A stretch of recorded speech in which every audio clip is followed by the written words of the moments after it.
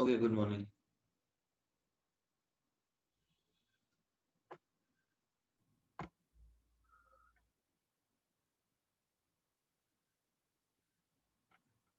Hello, I hope you can see the screen, right?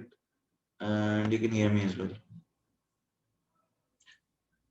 I think जो link दिया गया था, was it working? जो पिछला वाला लिंक था वो काम कर रहा था क्या? I also checked it and when I logged in, मुझे दिखा कि कोई भी नहीं था. कौन से पिछले आईडी से कितने लोगों ने लॉगिन किया? Which one is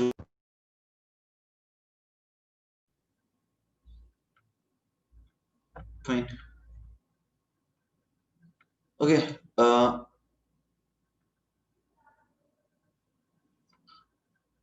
Good morning. Fine everybody. अच्छा, आप लोगों ने नए वाले आईडी से लॉगिन किया है पुराने वाले से? नया वाला आईडी से ना? ठीक है ठीक है ठीक है. I was just checking if the previous ID was working. ठीक है. तो हाँ ठीक है. तो let us start now.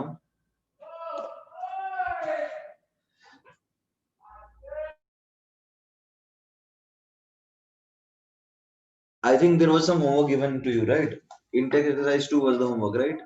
Already.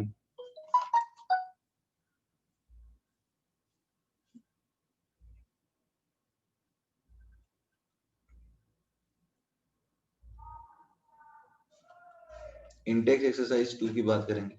उसमें किसी को डाउट है इंटेक्स एक्सरसाइज 2 में?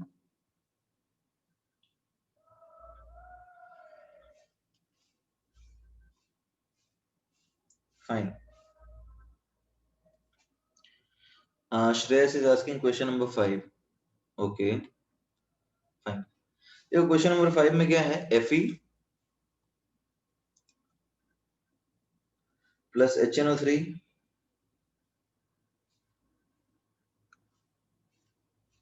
this gives FeNO3 whole twice NH4NO3 plus H2, right? This is 0 and this is plus 2. This part is called oxidation, right?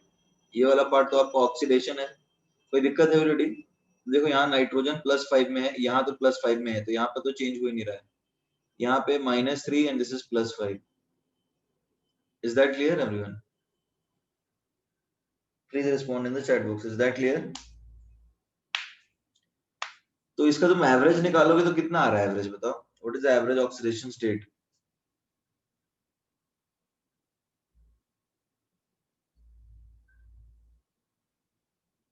Every day -3 और +5 का average oxidation state क्या आएगा?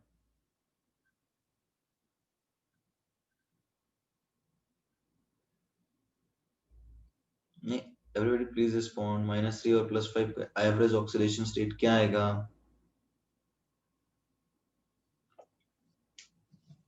कोई कुछ नहीं बोल रहा है. +1 आएगा, राइट? तो can we assume it to be a compound, ऐसा कंपाउंड जिसमें ऑक्सीडेशन स्टेट +1 है. ठीक है. अच्छा देखो, तुम्हें रेशियो ऑफ कोफिशिएंट्स यदि निकालना है ना तो तुम सीधा सा हीट एंड ट्रायल, एक मेथड तो सबसे आसान ये है कि you can easily use the heat and trial method. ये बात समझ में आ रही है?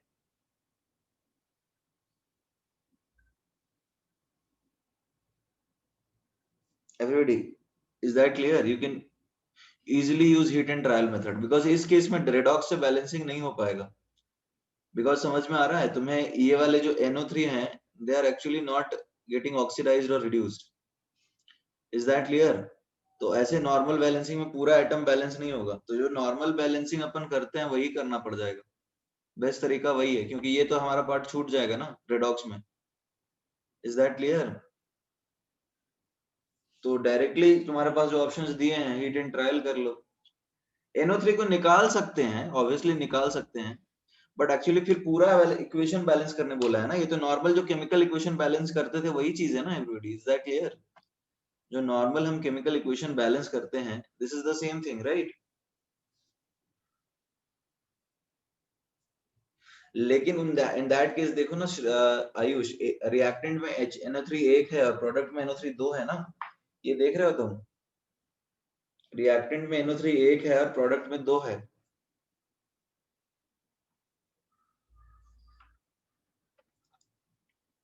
तो दिक्कत होगा ना, एटम बैलेंस नहीं रहेगा फिर। Ayush, is that clear? And if you see NO3 का +5 कैसे निकाला? सिद्धेश, तुम्हें अभी तक ऑक्सीडेशन नंबर नहीं निकालना है। NO3 माइनस होता है, x + 3 × -2 is -1।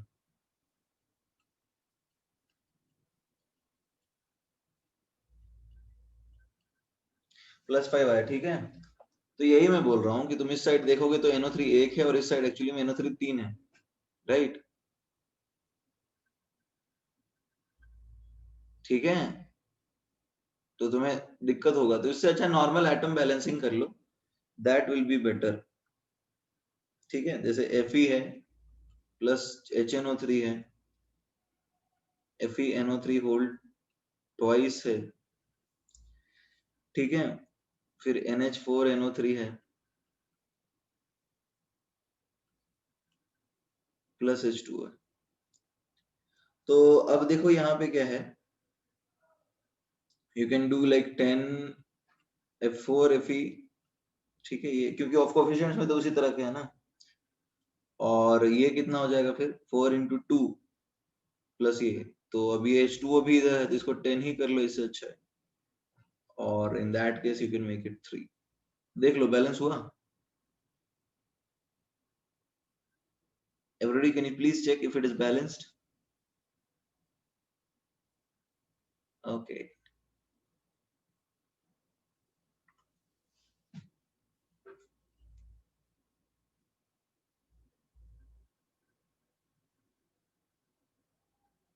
+1 का नहीं समझा, कौन सा +1 वाला पार्ट? वो उसको समझना ही नहीं है सिद्धेश, रहने दो। एवरेज ऑक्सीडेशन स्टेट -5 + 3, उसकी जरूरत नहीं पड़ रही है, ठीक है? That is not required, you just need to do chemical मतलब atom balancing, that is it। वो एवरेज है।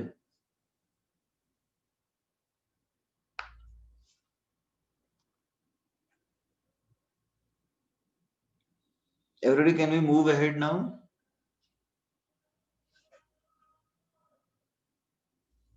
क्या निकाल के दिखाऊं? नॉर्मल एटम बैलेंसिंग में चार्ज ऑब्वियसली बैलेंस होगा ही ना सिल्वनी, वो तो हो ही जाता है।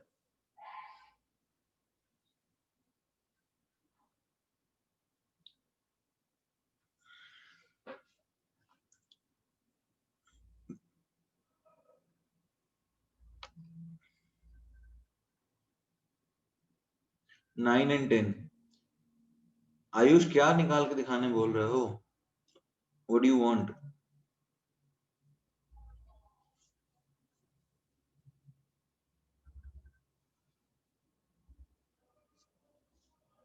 Balance with equations?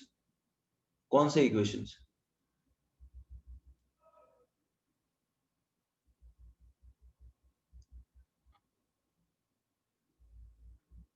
You can unmute yourself and speak up. Without heat and trial क्या? नॉर्मल एटम बैलेंसिंग तो हीट एंड ट्रायल से ही करते हैं ना। अरे केमिकल रिएक्शन कैसे बैलेंस करते हो? एवरीबॉडी, बैलेंसिंग आता है सबको, नॉर्मल रिडॉक्स नहीं, नॉर्मल एटम बैलेंसिंग आता है सबको, तो कैसे करते हैं? हीट एंड ट्रायल से ही तो करते हैं, सब्स्टिट्यूट करके देखते हैं, जो वैल्यू फिट होता है उसके हिसाब से कर लेते हैं।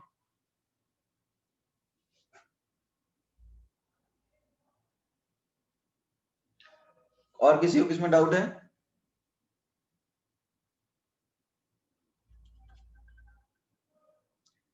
एवरीबॉडी, और किसी को डाउट है किसी में?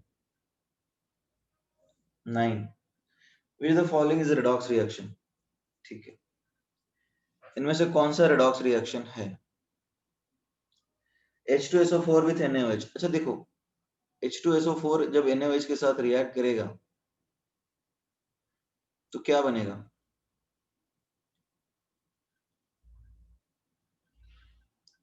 Na2SO4 + 2H2O। बताओ तो ये रिडॉक्स है?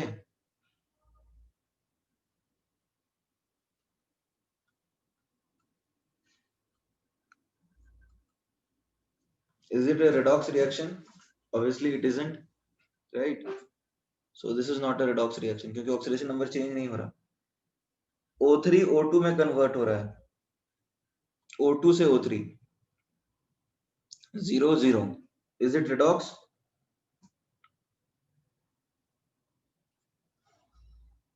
Formation of nitrogen oxides from nitrogen and oxygen,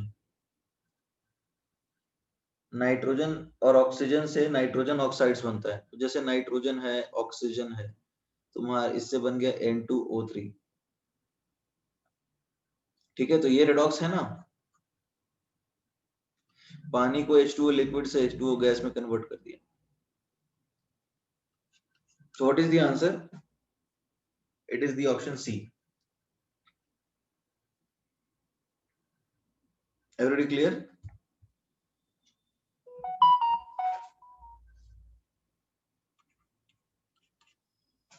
Question 10. What should be the coefficient of oxalate ion in the following reaction? Question है, what should be the coefficient of oxalate ion in the following reaction? MnO4 minus plus C2O4 2 minus plus H plus gives Mn2 plus। ये मैंने question शायद class में ही कराया है, if you सी, तो ये मैंने क्वेश्चन कराया है क्लास में, एग्जांपल्स में ही दे दिया था मैंने। ये +7 से +2 ये रिडक्शन है, चेंज 5 का है। ये +3 से +4 ऑक्सीडेशन है, चेंज 2 का है। तो 2 2 5 और 5 इंटू 2 आ जाएगा। अब कर लो, पूछा क्या ऑक्सीलेट आयन का, देखो कोफिशिएंट कितना है, क्या है बताओ, 5 है ना। ऑक्सलेट ऑक्सैलिक एसिड होता है, this is oxalic acid, this is oxalic acid. तो ये जो आयन है, this is the oxalate ion. ठीक है,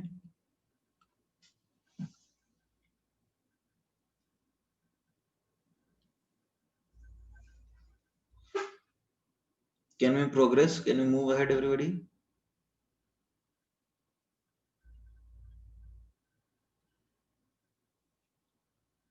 Okay,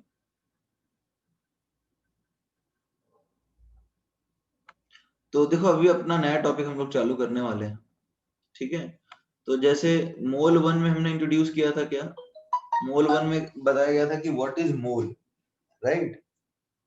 तो वहां पे एक मोल कॉन्सेप्ट था, यहाँ पे अभी आएगा equivalent concept. This is equivalent concept. ठीक है, और यहाँ से आपका चालू होगा क्या, एक टॉपिक होता है that is called volumetric analysis. इसको एक नाम देते हैं वॉल्यूमेट्रिक एनालिसिस। हालांकि रेडॉक्स का ही पार्ट है ये, तो आपके बुक में रेडॉक्स रिएक्शंस में ही है।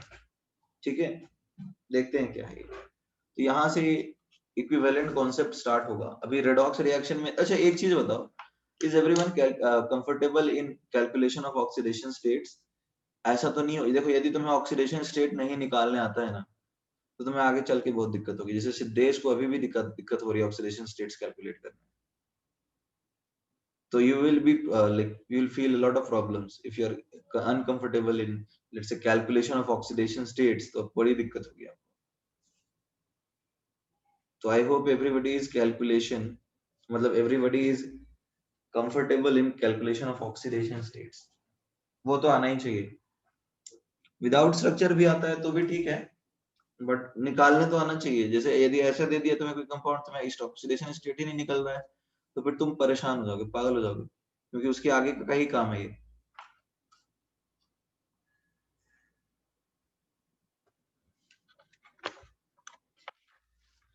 ठीक है, तो I hope everybody is comfortable in calculation. Siddhesh, are you clear, are you comfortable in calculation of oxidation states?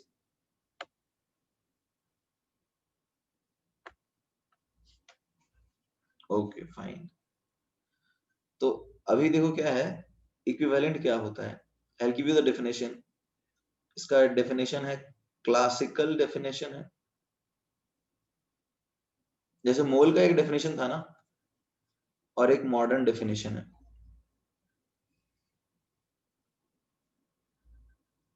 So let us define किसकी डिफाइन कर रहे हैं? जैसे मोल होता है ना, वैसे ही इक्विवेलेंस होता है, ठीक है? तो let us define what is equivalence. Structure की बात छोड़ो, तुम कैलकुलेट करना तो सीख सकते हो ना, एक hope you can calculate structure, तो सारा तुमको देखना पड़ेगा केमिकल बॉन्डिंग, तभी हो पाएगा। कैलकुलेट करना तो आना चाहिए, ठीक है? तो मॉडर्न डेफिनेशन क्या है? इक्विवेलेंट मास पहले डिफाइन करेंगे, ठीक है ना? Let us define equivalent mass, फिर हम जैसे मोलर मास डिफाइन करते हैं वैसे ही इक्विवेलेंट मास डिफाइन करते हैं। इक्विवेलेंट मास क्या है? It is the mass of a substance, it is the mass of a substance which reacts with 1 mole of valence electrons.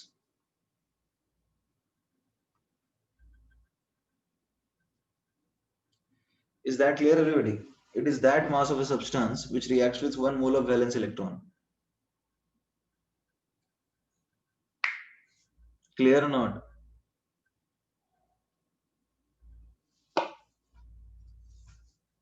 Okay.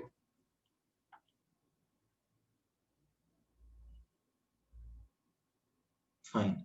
अब देखो क्या है, मतलब क्या है, और क्लासिकल डेफिनेशन कैसे देते हैं? क्लासिकल, इसका जो पुराना डेफिनेशन है वो इस तरह से आता है कि it is the mass of substance, it is the mass of a substance which reacts with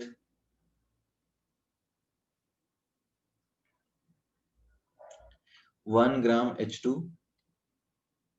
35.5 gram Cl2, 8 gram O2, 127 gram I2, etcetera. Screenshot लेना है, ठीक है?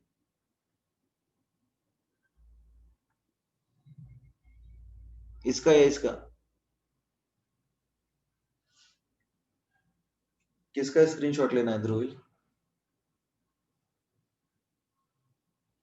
डन। तो तुम्हें लगता है कि ये दोनों डेफिनेशन सेम है या अलग अलग है? बताओ। हमने जो दो डेफिनेशंस लिखे हैं कि it is the mass of substance which reacts with 1 mole of valence electron, या फिर दूसरा जो डेफिनेशन हमने लिखा है, it is the mass of substance which reacts with 1 gram H2, 35.5 gram Cl2, 8 gram O2 and 127 gram I2, are they same और different?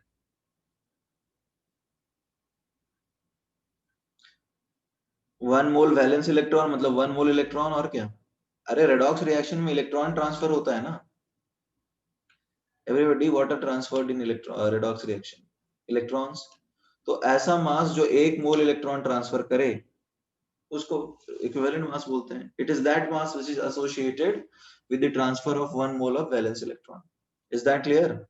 जैसे मान लो 10 लाख की चोरी हुई, तो 10 लाख की चोरी मान लो 10 लोगों ने किया या 50 लोगों ने किया, तो 1 लाख की चोरी में जो लोग इन्वॉल्व हैं उसकी बात कर रहे हैं।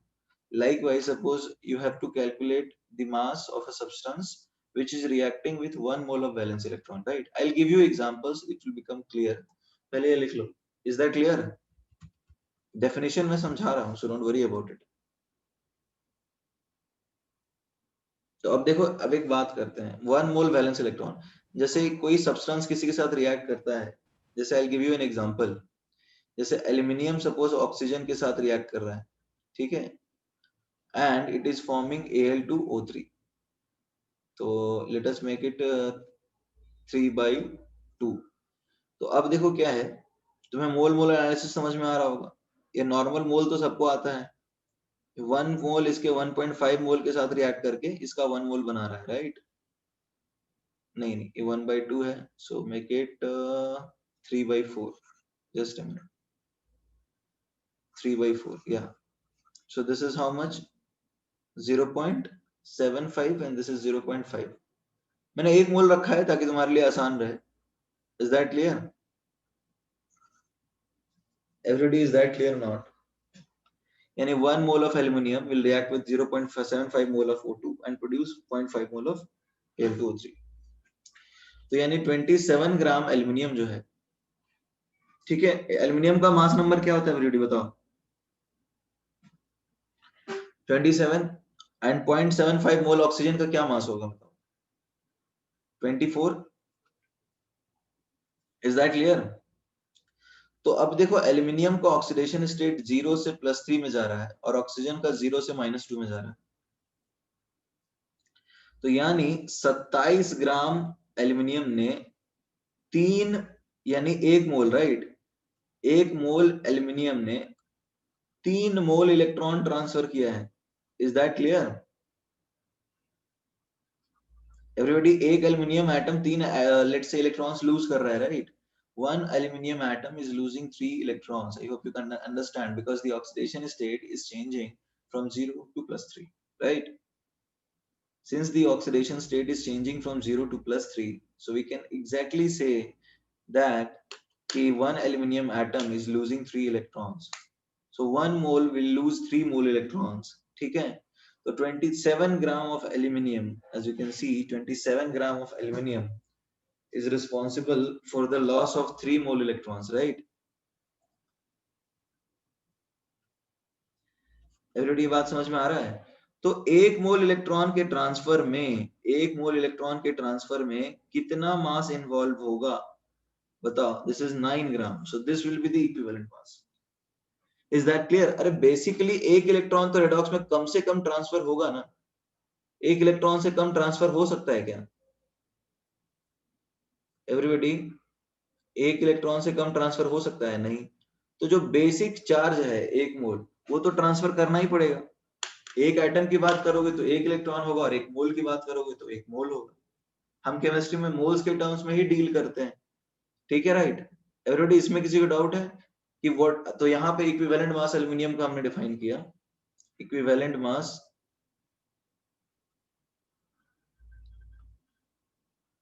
Of Al is equal to 9 gram, ठीक है?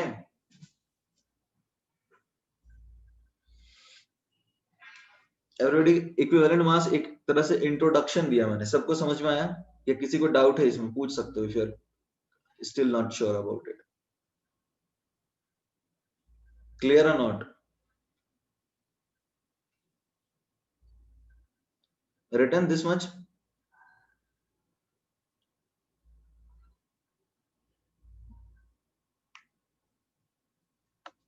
Can I scroll down?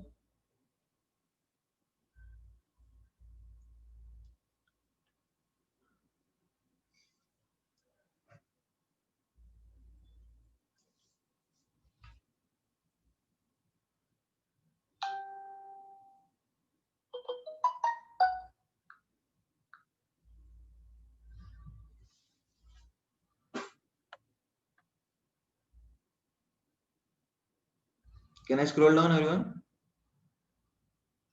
Okay. Aluminium का इक्विवेलेंट मास हर रिएक्शन में 9 ही रहेगा, but it will also depend on reaction. So Aditya, don't go ahead, we'll discuss that. इस रिएक्शन में 9 ही है, ठीक है? नॉर्मली एल्यूमिनियम का 9 ही रहता है। किस रिएक्शन में क्या होगा I'll tell you. Fine, can I like scroll down? Okay. तो अब जरा समझो कि हमने जो पुराना डेफिनेशन लिखा है, it is the mass of substance which will react with 1 gram H2, 8 gram O2, ठीक है ना, 35.5 ग्राम Cl2। कुछ समझ में आ रहा है? 1 ग्राम H2 कितना हुआ? 1/2 मोल H2 हुआ, यानी 1 मोल हाइड्रोजन एटम हुआ, राइट? तो 1 मोल हाइड्रोजन एटम क्या करता है? या तो 1 इलेक्ट्रॉन देता है या फिर 1 इलेक्ट्रॉन लेता है, राइट? ये समझ में आ रहा है एवरीबॉडी? ये बात आपको समझ में आ रही है या नहीं आ रही? 1 मोल हाइड्रोजन एटम या तो 1 इलेक्ट्रॉन दे देगा या 1 मोल इलेक्ट्रॉन ले लेगा। तो जो 1 ग्राम H2 के साथ रिएक्ट करेगा, राइट, वो भी तो 1 मोल इलेक्ट्रॉन ट्रांसफर ही करेगा ना। Is that clear everybody? Is that clear और नॉट? जैसे हमने लिखा है, it is that mass of substance which reacts with 1 mole of valence electrons, ठीक? ठीक है ना? तो 1 ग्राम हाइड्रोजन जो है, it will react with 1 mole of valence electrons because either it can accept an electron or lose an electron. Fine. तो जो भी इसके साथ रिएक्ट करेगा, लाइक जो भी 1 ग्राम H2 के साथ रिएक्ट करेगा, that will be responsible for the transfer of 1 mole electrons. Is that clear?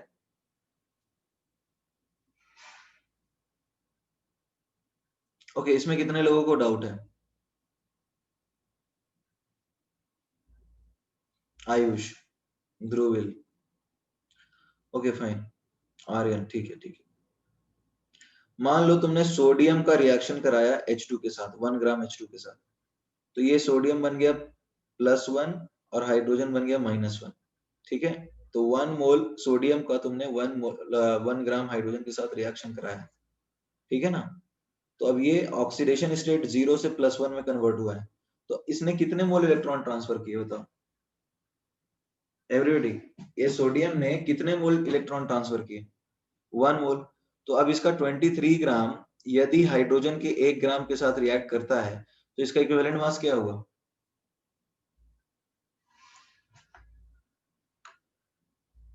23 हुआ। Is that clear? या still you are confused? Everybody, is that clear और नॉट? 23 ग्राम जो है सोडियम, ये 1 ग्राम हाइड्रोजन के साथ रिएक्ट करता है, इसलिए इसका इक्विवेलेंट मास 23 हुआ।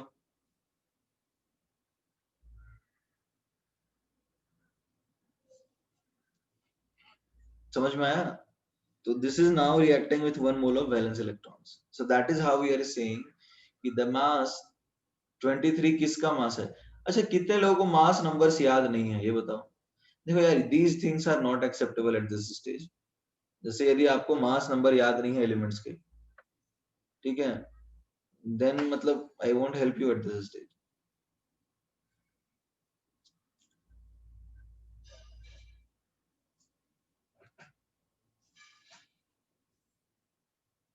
हमने कुछ कैलकुलेट किया ही नहीं है आयुष यहाँ पे। 23 is the mass number of sodium, so that is its molar mass.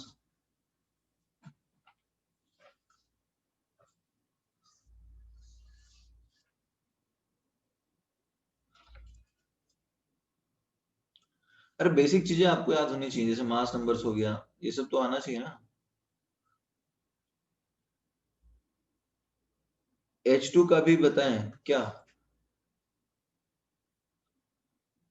H2 का क्या? H2 का इक्विवेलेंट मास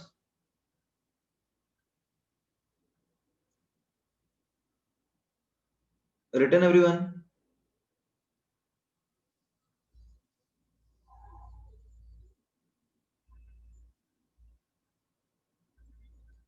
ठीक है।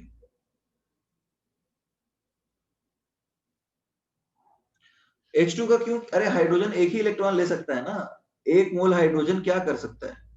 तुम H2 की बात करो तो ये क्या कर सकता है? 2H माइनस बना सकता है या फिर 2H प्लस बना सकता है, ठीक है। तो या तो ये 2 इलेक्ट्रॉन ले लेगा या फिर 2 इलेक्ट्रॉन दे देगा। Is that clear? तो इसका 2 ग्राम 2 इलेक्ट्रॉन ट्रांसफर करता है, तो 1 ग्राम 1 इलेक्ट्रॉन ट्रांसफर करेगा, इसमें कौन सी बड़ी बात है?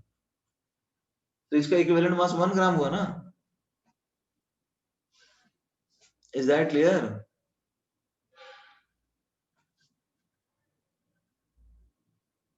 एवरीबॉडी, इज दैट क्लियर और नॉट? इसमें किसी को डाउट है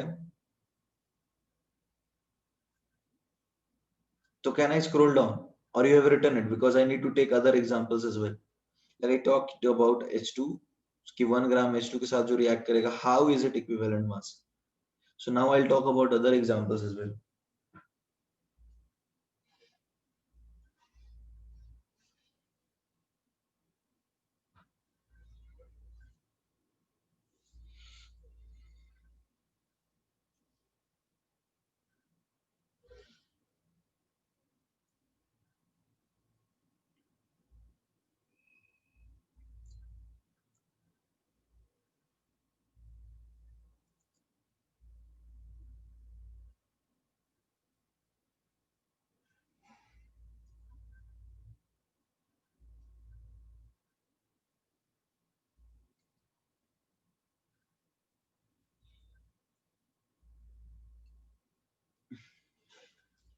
written everyone?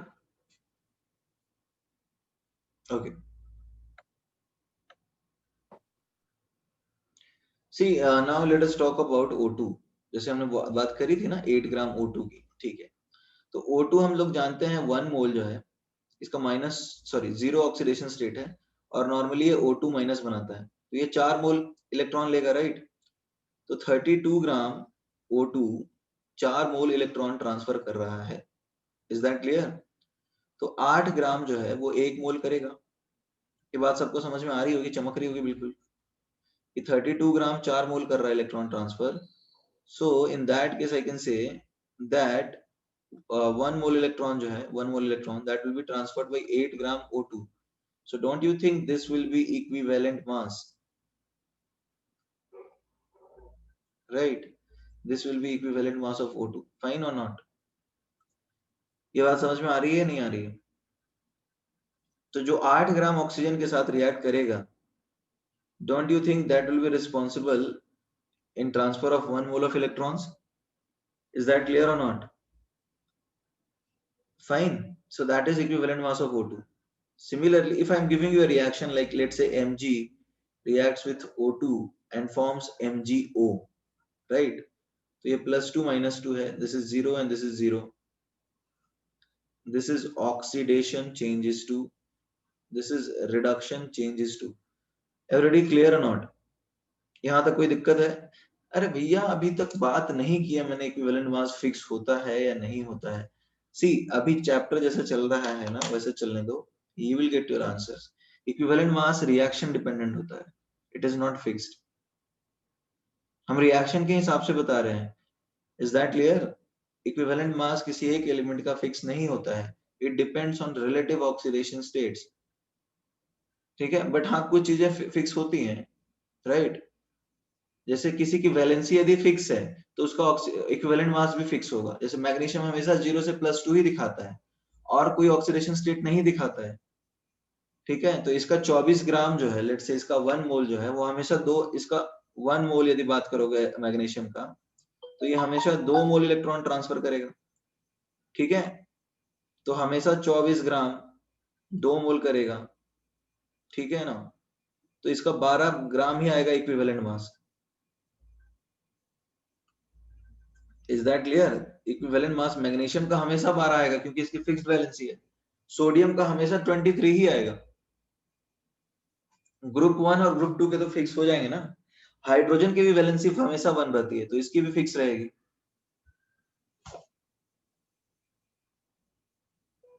Is that clear? तो जिनकी वैलेंसीज फिक्स्ड हैं उनकी इक्विवेलेंट मास भी फिक्स होंगे, बट जिनकी वैलेंसीज एक से ज्यादा होती है, जैसे तुम देखोगे तो कार्बन +4 से +2 बहुत सारे ऑक्सीडेशन स्टेट दिखाता है, उनके नहीं होंगे इक्विवेलेंट मास फिक्स। वो डिपेंड करेगा कितना इलेक्ट्रॉन ट्रांसफर होता है, ठीक है everybody. Equivalent mass is not fixed, सारे एलिमेंट्स के लिए इक्विवेलेंट मास फिक्स नहीं होता है। Molar mass is fixed but equivalent mass is not fixed. That is why we are learning how to calculate it, right? Are we clear?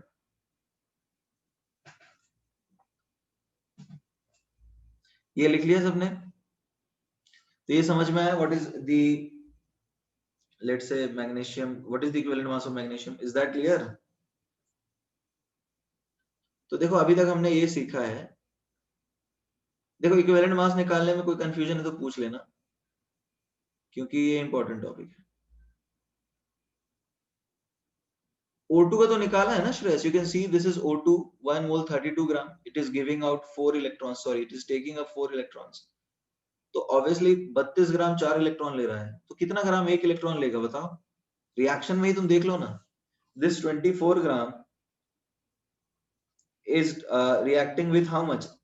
Tell me 16 ग्राम, ठीक है। तो 8 ग्राम के साथ कितना रिएक्ट करेगा? 12 ग्राम। तो यही इक्विवेलेंट मास है ना इसका। तो हो गया ऑक्सीजन का, तो इक्विवेलेंट मास तुमको 8 पता ही है, considering its valency to be 4।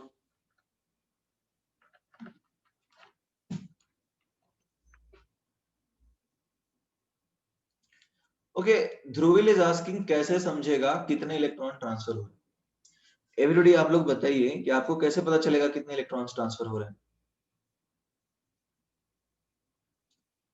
Change in oxidation state, it is very common. तुमने कितने पैसे खर्च किए कैसे पता चलता है तुम्हें? एक बात बताओ, तुम बाजार में कुछ पैसे गए थे लेकर के और उसके बाद लेकर के वापस आओगे, तो तुम्हें कैसे पता चलेगा तुमने कितना पैसा खर्च किया? How do you calculate that? The difference, right? So on the basis of difference in oxidation states, we will also calculate the number of electrons transferred. ये तो हमने पहले किया है ना redox में. Reactions दिए रहेंगे normally, और यदि reactions नहीं दिए होते हैं तो उनके common reactions आपको यहाँ ध्यान में रखने होंगे. जैसे oxygen normally oxide बनाता है, it forms -2. In this case जो मैंने अब तक पूछा है उसमें I have given the reactions to you, right? So it shouldn't be a problem because यहाँ तक तो अब तक मैंने reaction तुम्हें दिया ही है. So can I scroll down?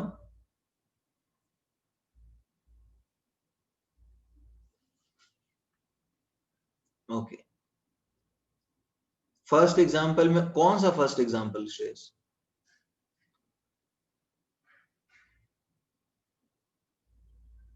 AL वाला. You can see that example. यहां पे तुम देख लो 0 से -2 में जा रहा है, तो चेंज कितना है इसका? 2 - 0. और एटम्स कितने हैं इसके? 3/2. एटम्स 3/2 है ना. So what is the change? 3 electrons transfer किया ऑक्सीजन ने, और 24 ग्राम ने 3 किया, तो एक ने 8 किया. वो तो क्या सेम ही तो आ रहा है. 24 ग्राम ने 3 इलेक्ट्रॉन ट्रांसफर किया, तो एक ने कितना ट्रांसफर किया?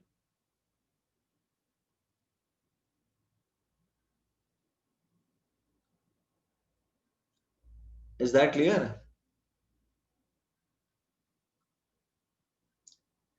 सी,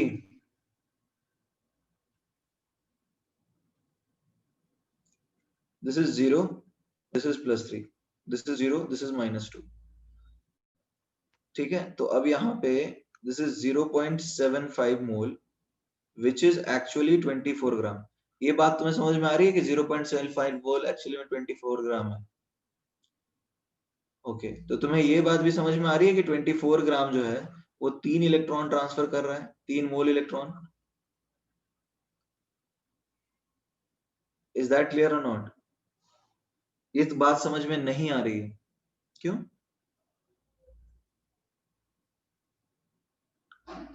एवरीडी, यहाँ पे एटम्स कितने हैं ऑक्सीजन के बताओ तो? 3/4 into 2, 1.5. ये कैलकुलेट नहीं कर पा रहे हो एटम? 3/4 into 2, 3/4 into 2 1.5 है. ये कैलकुलेशन नहीं हो रहा है. अरे एटम्स कितने हैं? एटम्स कितने हैं इसमें? 2 है ना, और कोफिशिएंट क्या है? 3/4. तो 1.5 एटम्स हैं, ठीक है, और एक एटम जो है वो 2 इलेक्ट्रॉन ट्रांसफर कर रहा है, तो 3 निकला ना ऐसे. Everybody, am I audible? आवाज सही से आ रही है?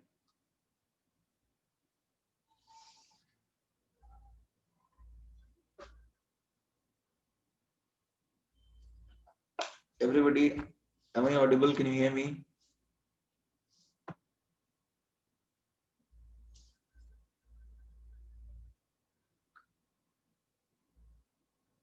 ओके, थोड़ा लैग है, that is what you want to say.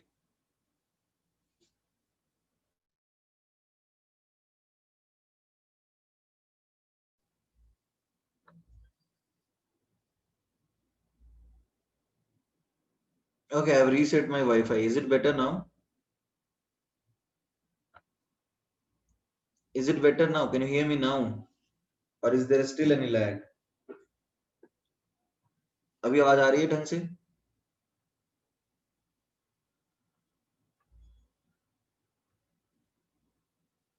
Okay, fine. So let us come to this one.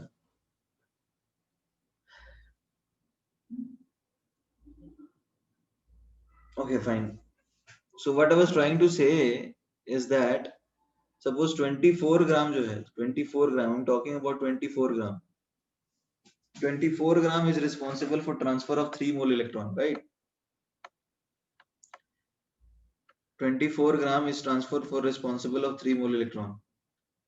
तो 3 मोल जो है वो 3 मोल, 2 मोल होगा. क्यों 2? क्यों 1? दो क्यों होना चाहिए बताओ?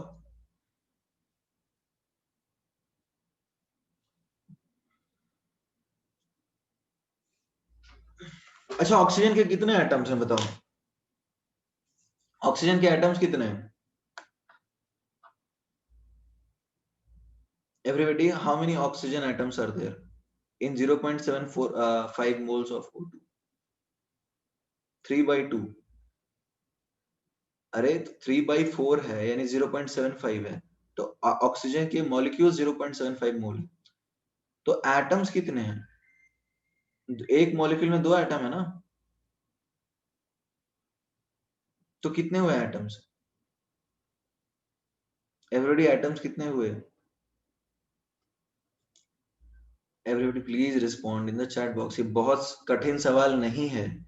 ये पूछ रहा हूं आपसे कि यदि आपके पास 3/4 मोल O2 है तो 3/2 मोल ऑक्सीजन एटम है, ये नहीं निकाल पा रहे हो?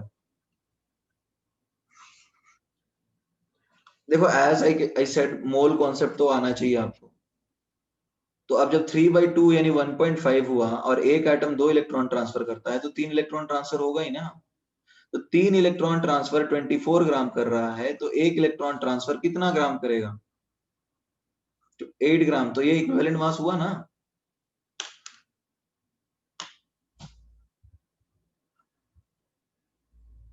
तो यही तो है। देखो, ज्यादातर जो दिक्कत आ रही है ना, दिक्कत इसलिए आ रही है कि या तो तुम्हें मोल कॉन्सेप्ट में कैलकुलेशंस में दिक्कत हो रही है, अदरवाइज तुम्हें ऑक्सीडेशन स्टेट्स का पंगा हो रहा है, और तो कुछ है नहीं इसमें।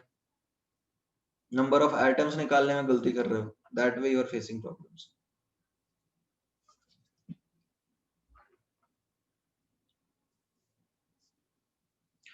कौन सा 4 इलेक्ट्रॉन्स? अरे ऑक्सीजन 2 इलेक्ट्रॉन ट्रांसफर करता है, तो O2 4 करेगा भाई। इसमें क्या है बहुत ज्यादा लंबा? सिद्धेश, तुम्हें ये बात समझना चाहिए कि एक ऑक्सीजन का वैलेंसी 2 होता है, यानी एक 2 इलेक्ट्रॉन ले रहा है तो 2 4 लेगा। ये कोई बहुत मुश्किल काम तो नहीं है ना। अरे तुम्हें समझ में आया कि हमें अब तक करना क्या है? वैलेंसी देखना है और चार्जेस देखने कितने इलेक्ट्रॉन ट्रांसफर हो रहा है। Is that clear?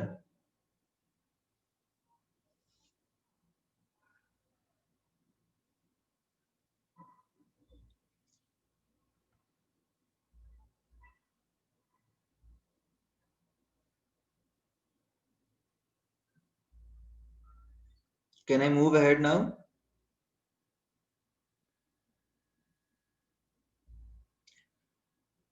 अरे ये तो पुराना एग्जाम्पल था ना, ये तो हम लोग आगे बढ़ चुके थे। There was a doubt one student was asking, so that is why I got back.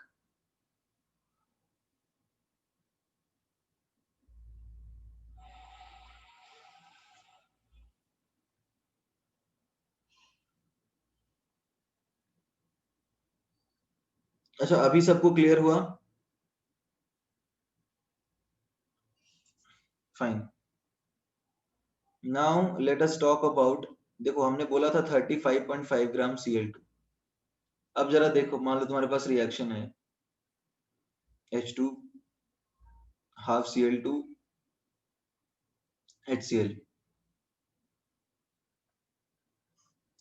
ये रिडक्शन है, एक का चेंज। ये ऑक्सीडेशन है, एक का चेंज। ये समझ में आ रहा है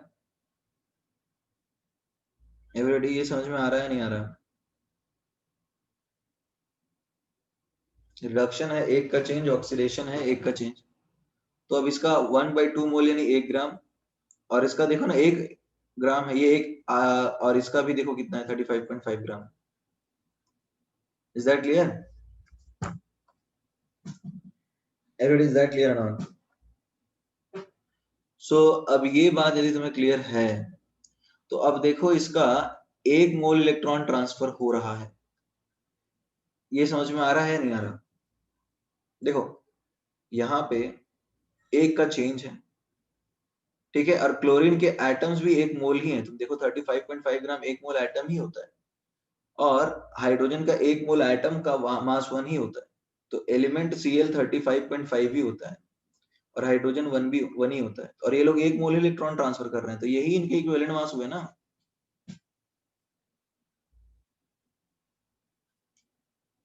इज दैट क्लियर और नॉट? यही हो गए इनके इक्विवेलेंट मास।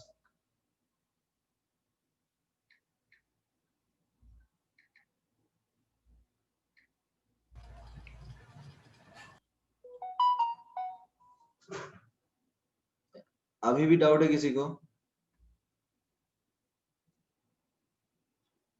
एवरीबॉडी अभी भी डाउट है या कैन वी प्रोसीड नाउ? तो अब लग रहा है कि इक्विवेलेंट मास तुमने कुछ निकालना सीखा है।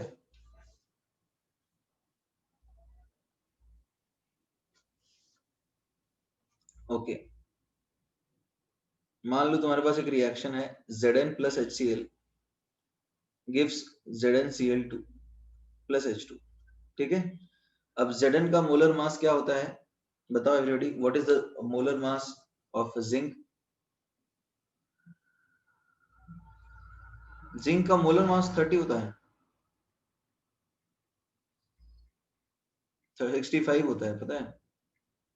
The molar mass of zinc is 65.38, तो इसका मोलर मास है 65.4, ठीक है। तो calculate the equivalent mass of zinc,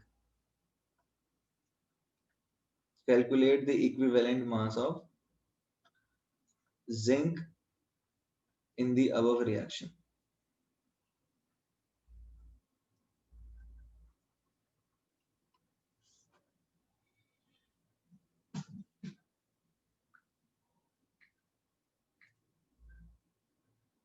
क्या है answer?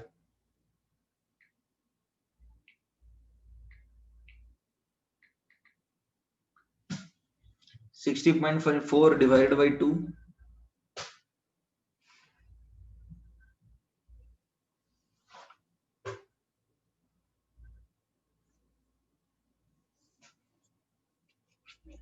Everybody is that clear? ये 0 से +2 में जा रहा है, यहाँ पे 0 से जा रहा है किसमें? +2 में, right? From 0 it is moving to +2, so that is how we can say that, हम ऐसा बोल सकते हैं कि इसका जो आएगा equivalent mass that will be 65.4 divided by 2. Is that clear everybody? 65.4 ग्राम जो है ये 2 मोल इलेक्ट्रॉन ट्रांसफर कर रहा है, तो 1 मोल कितना करेगा? 65.4 divided by 2. Are we clear now?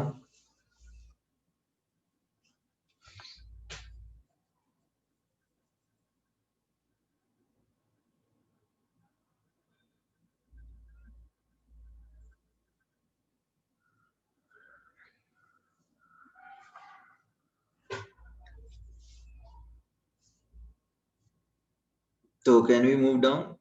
Can I scroll down now?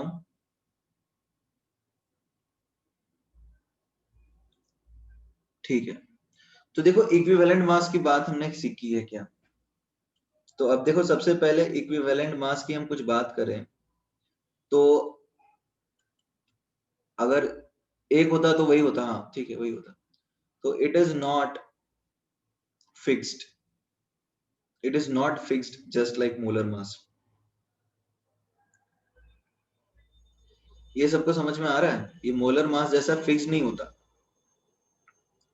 It is reaction dependent, ये रिएक्शन के ऊपर डिपेंड करता है।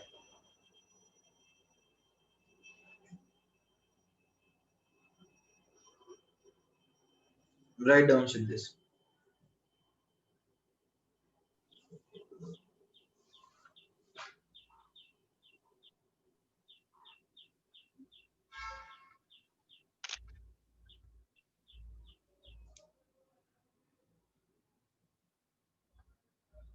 और ऊपर स्क्रॉल करूं?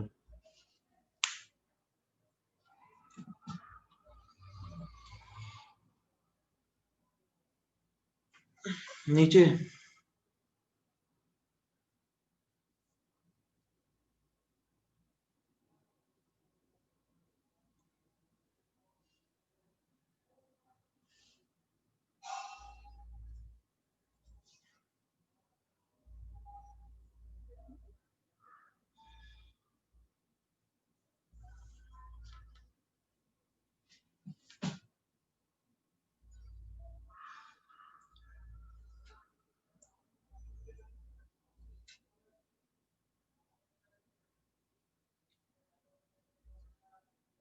डन? आगे बढ़ सकते हैं हम। अब देखो इक्विवेलेंट मास की खास बात, ये मोलर मास के जैसा फिक्स्ड है क्या? जैसे तुमने बोल दिया कि जैसे किसी किसी का मोलर मास तो फिक्स होता है, इतना ही रहेगा, तो इक्विवेलेंट मास फिक्स्ड है क्या? ये रिएक्शन के ऊपर डिपेंड करता है। ये बात समझ में आ रहा है ना? Everybody, is that clear? It is reaction dependent and it is not a fixed mass. Molar mass जैसे फिक्स्ड नहीं है।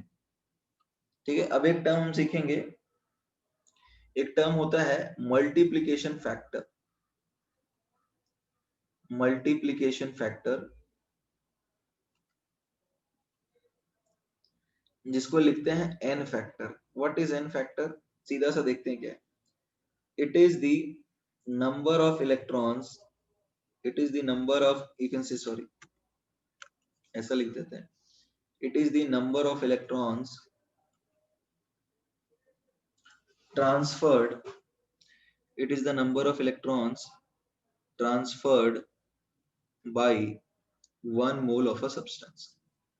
ये समझ में आ रहा है? एक मोल सब्सटेंस कोई भी हो, उसने कितने इलेक्ट्रॉन ट्रांसफर किए, उसको हम बोलते हैं मल्टीप्लिकेशन फैक्टर। जैसे एल्युमिनियम सपोज रिएक्ट करता है Cl2 के साथ and let's say it forms AlCl3। in this process aluminium changes its oxidation state from 0 to +3। तो इसका एक मोल जो है, ठीक है, 3 मोल इलेक्ट्रॉन ट्रांसफर कर रहा है। 1 मोल एल्युमिनियम, 3 मोल इलेक्ट्रॉन, ठीक है, एल की बात कर रहे हैं। तो इसका एन फैक्टर क्या हो गया एवरीबॉडी? एन फैक्टर 3 हुआ। ये समझ में आ रहा है सबको एवरीबॉडी? ये समझ में आ रहा है नहीं आ रहा?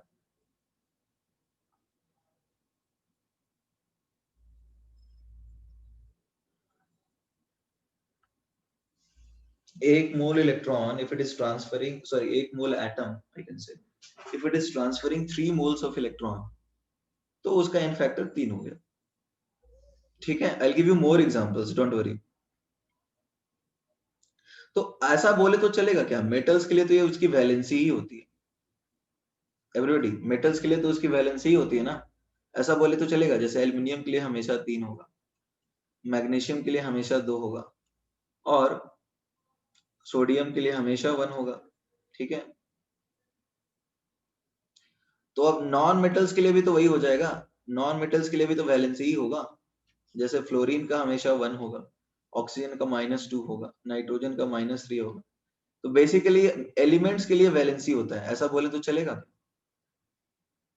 एलिमेंट्स के लिए उनका एन फैक्टर तो वैलेंसी ही होता है ना, ऐसा बोले तो चलेगा। यदि वेरिएबल हुआ तो अलग हो जाएगा।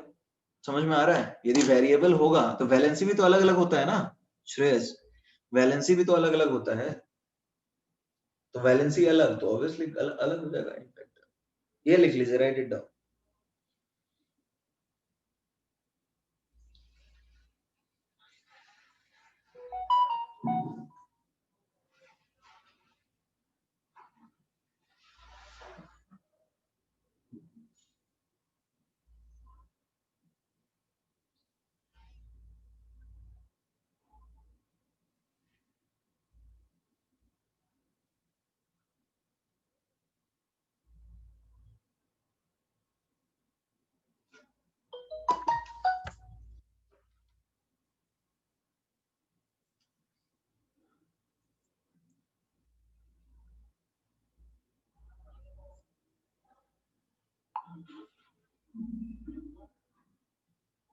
Written everyone?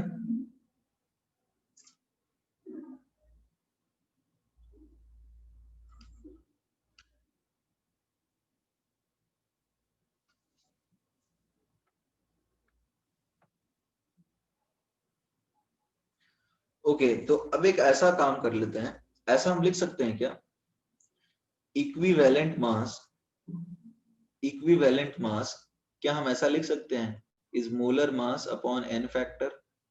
यदि हम ऐसा लिखें तो चलेगा क्या? जैसे एल्युमिनियम का 27 ग्राम 3 ग्राम इलेक्ट्रॉन ट्रांसफर करता है, तो एक इलेक्ट्रॉन जो है, सॉरी, 3 मोल इलेक्ट्रॉन ट्रांसफर करता है, वो आएगा 27/3। तो यही 27/3 इसका इक्विवेलेंट मास है। Is that clear?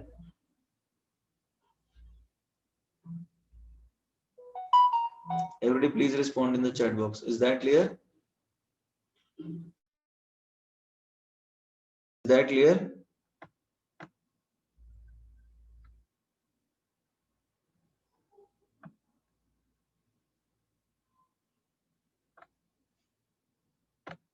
Okay, lag. थोड़ा सा इशू तो है. हाँ, there are issues at moment. Yeah, there is some lag. अभी clear है या नहीं है? मतलब are you clear now?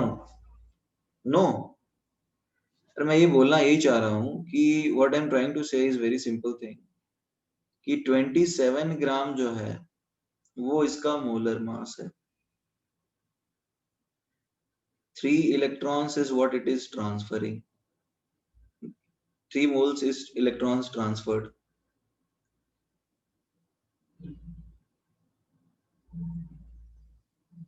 Is that clear? आवाज नहीं आ रही है? Everybody can you hear me? आवाज आ रही है नहीं आ रही है? What I was saying is molar mass is 27 gram. Molar mass इसका 27 ग्राम है और electrons transferred 3 electrons है. Is that clear now? Everybody please respond in the chat box. What I'm trying to say is molar mass is 27 gram, right?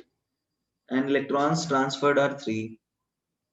Molar mass 27 gram, electrons transferred है 3. तो अब बताओ equivalent mass क्या आएगा? n factor इसका 3 है तो 27/3 9 है ना? So that is your answer.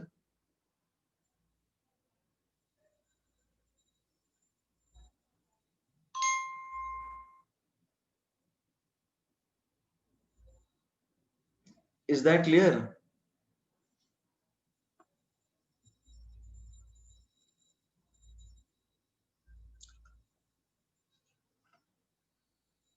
आगे बढ़ सकते हैं? Is that clear now?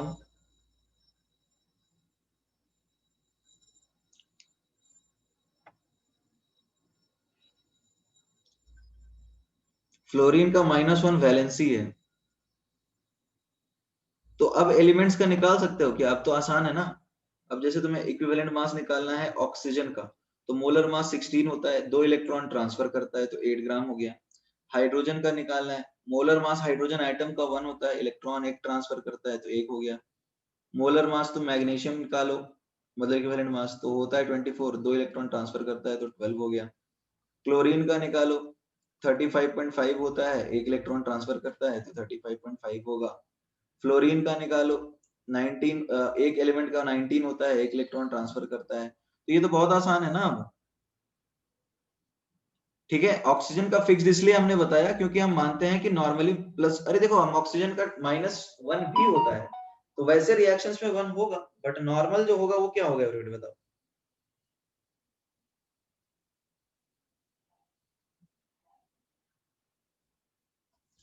Normal जो उसका वैलेंसी वो -2 है ना.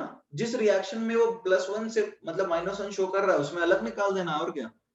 Is that clear? इसलिए तो मैंने रिएक्शन से भी निकलवाना तुम्हें सिखाया है ना. मैंने तो बोला ही नहीं कि फिक्स बैलेंस ही करो. ये तो जुगाड़ है ना, शॉर्टकट है ये.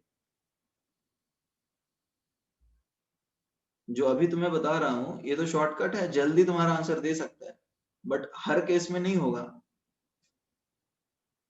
इसलिए सबसे पहले मैंने तुम्हें क्या सिखाया, एकदम बेसिक से सिखाया कि रिएक्शन के हिसाब से इक्विवेलेंट मास निकालते हैं, वो करके दिखाया मैंने.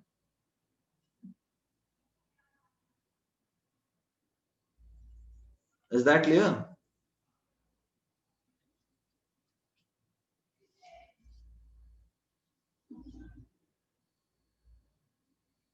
रिटन और नॉट?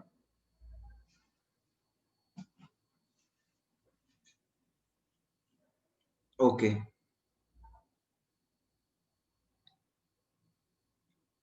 फाइन. तो अब देखो एन फैक्टर निकालेंगे हम किसके लिए? एसिड्स के लिए, बेसिस के लिए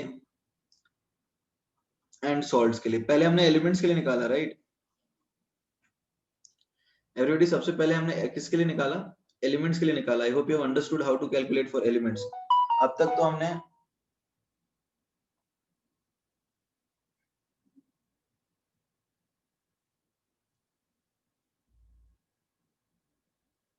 एवरीडी, इज दैट क्लियर? अब तक हमने एलिमेंट्स के लिए किया है, so can we extend it for let's say metals also, मतलब acid bases and salts also?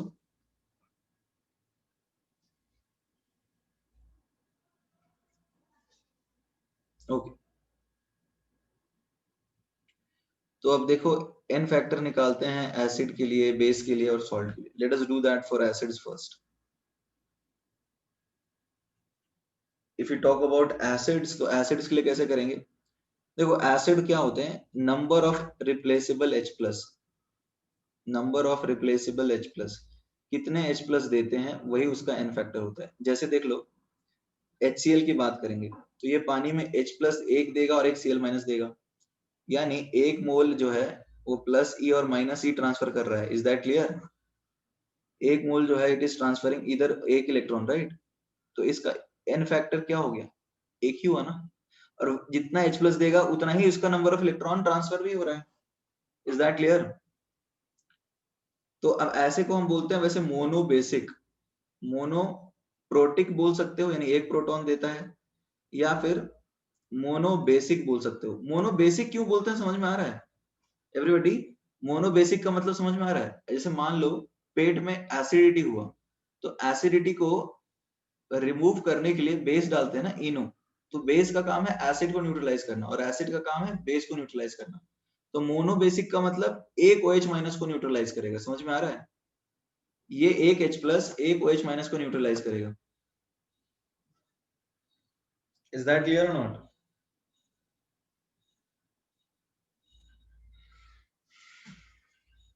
So that is the concept. तो एक H प्लस वाले को मोनोप्रोटिक भी बोलते हैं, मोनो बेसिक भी बोलते हैं. ठीक है. अब नाउ लेट अस से तुम्हारे पास H2SO4 है, राइट? You have H2SO4. तो अब एक मोल जो है H2SO4 का, वो कितने इलेक्ट्रॉन्स ट्रांसफर करता है बताओ? देख लो, एक मोल की बात करेंगे तो दो दो इलेक्ट्रॉन ट्रांसफर करेगा. तो ये क्या होगा, दो है ना इसका n factor. So let's say this is diprotic, और you can say dibasic. Is that clear? This is diprotic और डाई बेसिक. फाइन. तो इसका एन फैक्टर क्या हो गया, दो हो गया. Is that clear?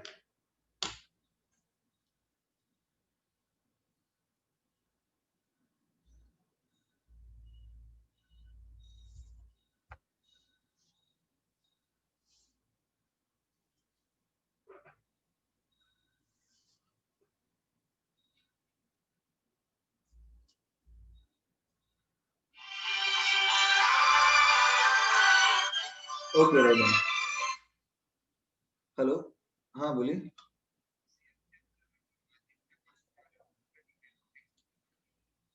एक्सटेंड क्या मतलब, 10 बजे से 11:30 वाला? 10 से 11 ले सकते हैं, 2.5 घंटा ज्यादा हो जाएगा. 3 घंटा एक ही चीज. ठीक है, हाँ ठीक है. हेलो, रिटन एवरीवन, नहीं समझ में आया क्या?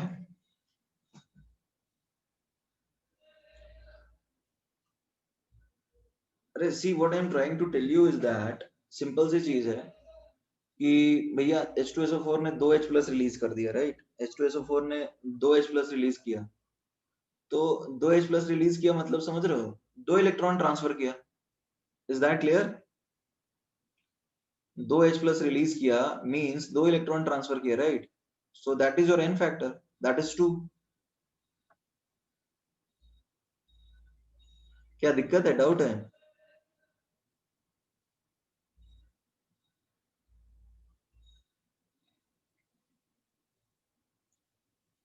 Is that clear? Can we proceed now?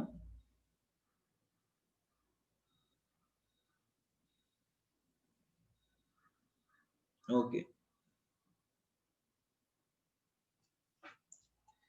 Fine. तो अब ये तो बात हो गई उसकी. अब सिमिलरली तुम्हारे पास H3PO4 है, तो ये 3H प्लस रिलीज करेगा, तो इसका एन फैक्टर क्या होगा एवरीबॉडी? इसका एन फैक्टर क्या होगा? 3 होगा। और इसका इक्विवेलेंट मास क्या होगा? m/3 होगा। Is that clear?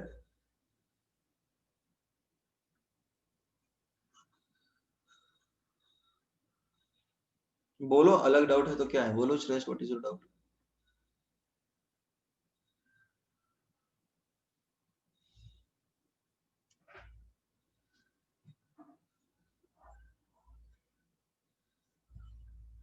टेट्राबेसिक एसिड क्यों नहीं होता? होता है टेट्राबेसिक एसिड।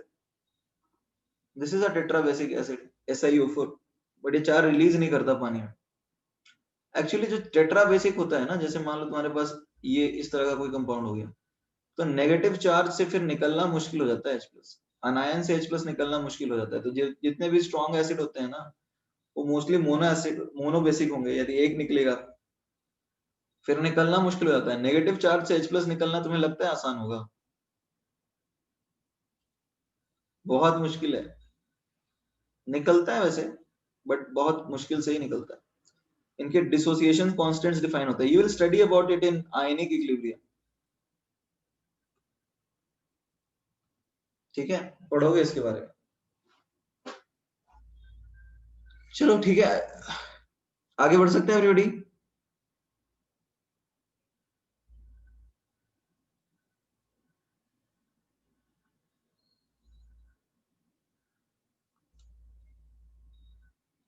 रिटर्न ये लिख लिया सबने?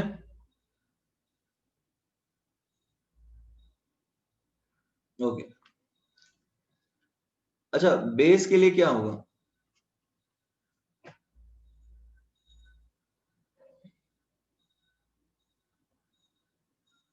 ये लिख लो, राइट इट डाउन।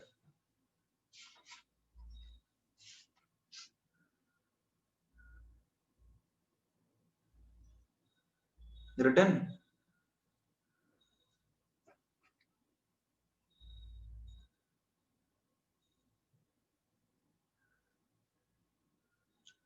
अच्छा, ये जो है एक चीज बताओ, ये SiOH होल थ्राइस साथ में O आता जाएगा, राइट?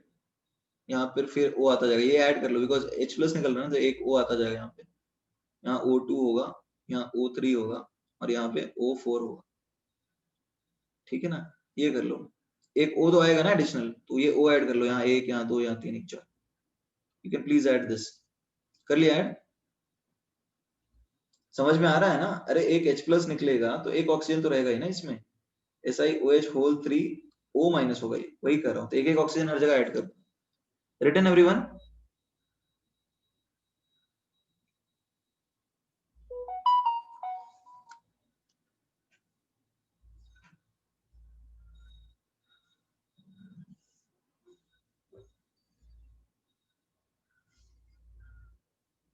ओके, अब बेस के लिए बताओ, what will be the case for a base?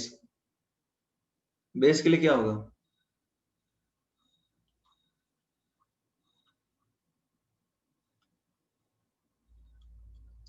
OH minus जितने रिप्लेस करता है, लेट से तुम्हारे पास NaOH है, तो Na प्लस और OH माइनस, तो इसका एन फैक्टर क्या हो जाएगा बताओ? 1 होगा ना? तुम्हारे पास KOH है, तो K प्लस और OH माइनस, इसका एन फैक्टर क्या होगा? 1 होगा। BaOH होल ट्वाइस है, Ba2 plus plus 2OH minus, इसका एन फैक्टर क्या होगा बताओ? 2 होगा। AlOH होल थ्राइस है, Al3 plus plus 3 minus, n factor क्या होगा? 3 होगा। तो ये तो आसान है ना, ये तो कोई मुश्किल काम नहीं है। Everybody, is that clear?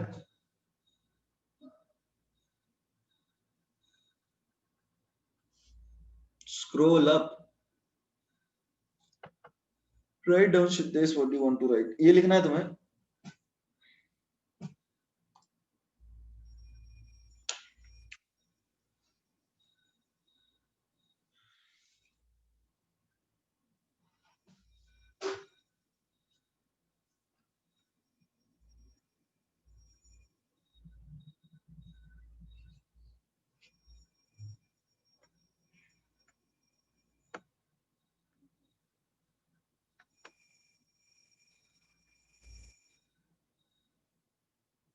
अब आगे बढ़ जाए Siddhesh.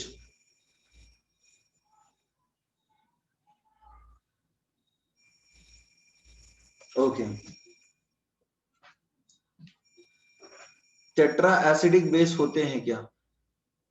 Shreyas, tetra acidic base नहीं होते, उतनी वैलेंसी ही नहीं रहती, ठीक है?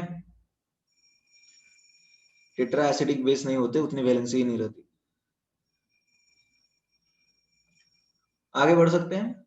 अच्छा, इसको बोलेंगे, इसको क्या बोलेंगे पता है? Mono acidic. इसको मोनो एसिडिक बोलेंगे, समझ में आ रहा है क्यों? क्योंकि एक H प्लस के साथ रिएक्ट करेगा। इसको क्या बोलेंगे? Diacidic. इसको इसी तरह से ट्राई एसिडिक बोलेंगे। ट्राई एसिडिक का मतलब 3 H प्लस के साथ रिएक्ट करेगा, ये हो जाएगा टेट्रा एसिडिक। और ये सारे बेस हैं, मोनो बेसिक एसिड और मोनो एसिडिक बेस, ऐसा होता है, ठीक है? मोनो एसिडिक बेस का मतलब क्या है? ऐसा बेस जो कि एक एसिड के साथ रिएक्ट करेगा, एक मोल H प्लस के साथ, मतलब, ठीक है? सेकेंड वाला मोनो है, हाँ ये वाला मोनो है, ये भी, ये मोनो है, ये डाई है और ये ट्राई है, हाँ ठीक है। टेट्रा एसिडिक बेस नहीं होता, टेट्रा एसिडिक नहीं है ये। देखो एक है ना, तो एक होगा मोनो, मोनो, दो है तो डाई और तीन है तो ट्राई। मोनो, डाई, ट्राई, ठीक है? एक और चीज है, मान लो तुमने SiOH4 को रिएक्ट करा दिया किसके साथ? 4 मोल HCl के साथ। ये नॉर्मली एसिडिक है, ये नॉर्मली तो बेस होता है, हमने बेस बताया था ना इसको, एवरीडे हमने इसको बेस बताया था, एसिड बताया था, बेस बताया था, क्या बताया था? इसको एसिड बताया था, राइट? अब मान लो इसको तुमने 4 HCl के साथ रिएक्ट करा दिया, तो तुमने इसको 4 HCl के साथ रिएक्ट करा दिया तो क्या करेगा? ये बेस की तरह काम करेगा ना। अब ये समझ में आ रहा है? ये बेस की तरह काम करेगा क्योंकि ये स्ट्रॉन्गर एसिड है, तो ये बनाएगा SiCl4 प्लस 4H2, तो अभी तो बेस की तरह काम करेगा। तो उस केस में जो श्रेयस तुमने पूछा है ना, ये हो जाएगा tetra acidic base. Is that clear? उस केस में ये काम करेगा टेट्रा एसिडिक बेस की तरह। दो एसिड कैसे करेंगे रिएक्ट? एक्चुअली SiOH4 बहुत अच्छा एसिड होता नहीं है, ये समझ में आ रहा है? SiOH4 is not a very good acid, ये एम्फीप्रोटिक टाइप का होता है। अच्छा, AlOH4 जैसे देख लो क्या है, मैं समझा देता हूँ। कुछ चीजें एम्फीप्रोटिक भी तो होती है, एम्फोटेरिक भी तो होती है। जैसे तुम सोचोगे, ये स्क्रॉल करूं नीचे, एवरीबॉडी कैन स्क्रॉल, ठीक है?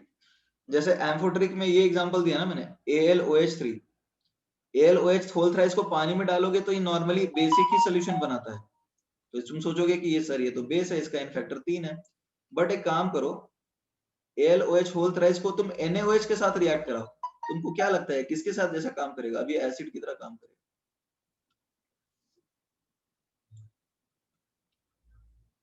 तो इस तरह के कंपाउंड्स को क्या बोलते हैं? एम्फोटेरिक। सिचुएशन के हिसाब से काम करते हैं, समझ में आ रहा है? इज दैट क्लियर और not? Everybody, is that clear? तो ऐसे भी तो कंपाउंड्स होते हैं, बट वो ऐसे केसेस में बन सकता है। तो ये बात ध्यान देना कि रिएक्शन के हिसाब से हम डिफाइन करते हैं इन फैक्टर्स। इज दैट क्लियर और नॉट? मैं बार बार बता रहा हूँ, रिएक्शन के हिसाब से डिफाइन करते हैं। कुछ रिएक्शंस में हो भी सकता है जो तुम बोल रहे हो ना, 4 को एन फैक्टर की, वो हो सकता है वैसा। वो रिएक्शंस कैसे होंगे वो मैं बता दे रहा हूँ तुम्हें। क्लियर? तो एवरीबॉडी, एसिड और बेस के एन फैक्टर में समझ में आया? कितना H प्लस देता है या फिर कितना H प्लस या कितना OH माइनस देता है, उसके बेसिस पे हम बताते हैं, ठीक है? रिटर्न।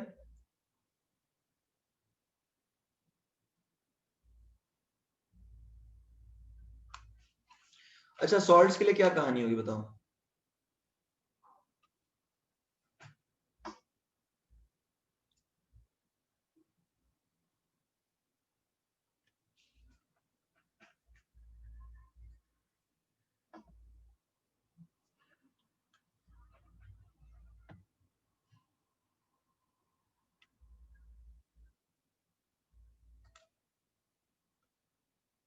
नेट पॉजिटिव और नेगेटिव चार्जेस, करेक्ट, बिल्कुल सही, ये बिल्कुल सही है। सॉल्ट्स के लिए भी यही देखेंगे ना, चार्ज कितना है कैटायन या आनायन के लिए।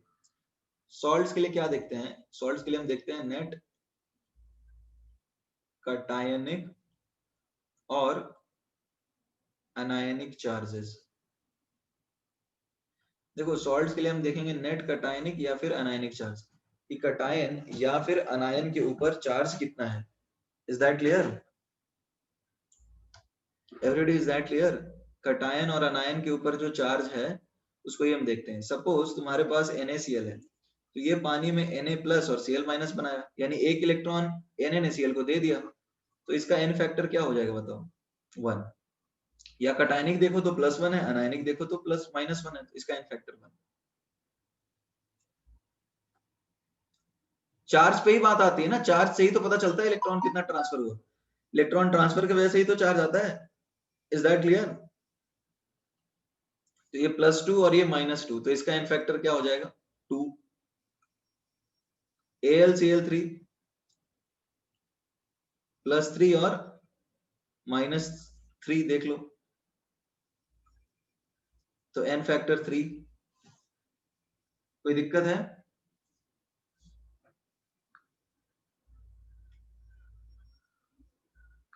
Everybody is that clear? तो ये बड़ा आसान है भाई, n फैक्टर मतलब इलेक्ट्रॉन ट्रांसफर करना है काउंट, बस, और उससे ज्यादा कुछ टेंशन लेना ही नहीं।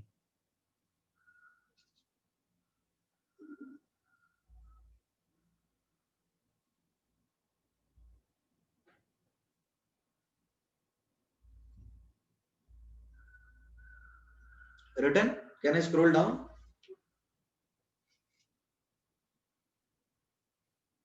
ओके, मान लो तुम्हारे पास कुछ इस तरह का सॉल्ट है K4FeCN6, जो कि इस तरह से डिसोसिएट होगा। हाँ, रिएक्शन पे ही डिपेंड करता है, यदि पूरा डिसोसिएट नहीं होगा तो उसके ऑब्वियसली सलोनीट ऑब्वियसली डिपेंड्स ऑन रिएक्शन। मान लो कि पूरा का पूरा डिसोसिएट हुआ ही नहीं, तो नहीं होगा ना, जितना डिसोसिएट होगा उसके हिसाब से आएगा, राइट? रिटर्न।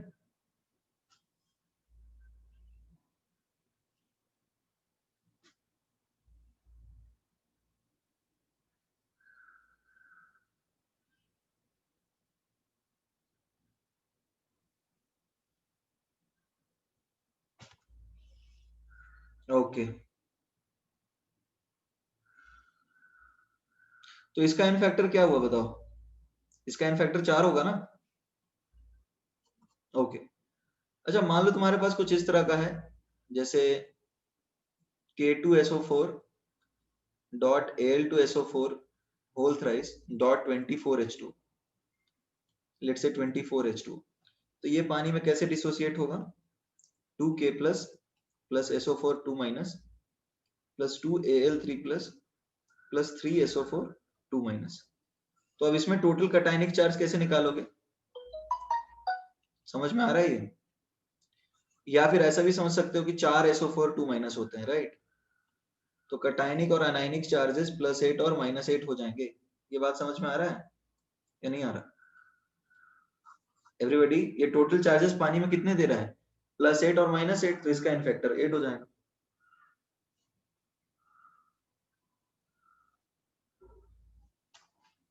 ठीक है एवरीबॉडी? तो देखो आज हमने एक तरह से इंट्रोडक्शन किया है कि व्हाट इज इक्विवेलेंस, इक्विवेलेंस और इक्विवेलेंट मास क्या होता है। इक्विवेलेंट मास समझ में आया? हमने इक्विवेलेंट मास पे ही किया है जो भी किया है, इक्विवेलेंट मास की ही बात करी है, कुछ नया नहीं किया है इसके ज्यादा। सिद्धेश तुम्हें काउंट करना है कि टोटल कटायनिक और अनायनिक चार्जेस कितने बन रहे हैं, ठीक है?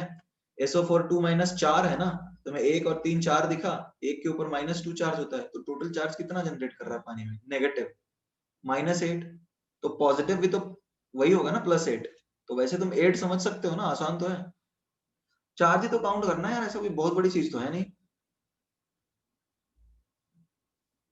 चार्ज काउंट करना है, बहुत ज्यादा खतरनाक काम तो करना नहीं है। तो वही एन फैक्टर हो जाएगा तुम्हारा, ठीक है? ओके एवरीबॉडी, किसी को डाउट है आज जो हमने सीखा इक्विवेलेंट मास में, ऐसा कुछ और जो तुम्हें दिक्कत हो रही है, कुछ और जो पूछना चाह रहे हो?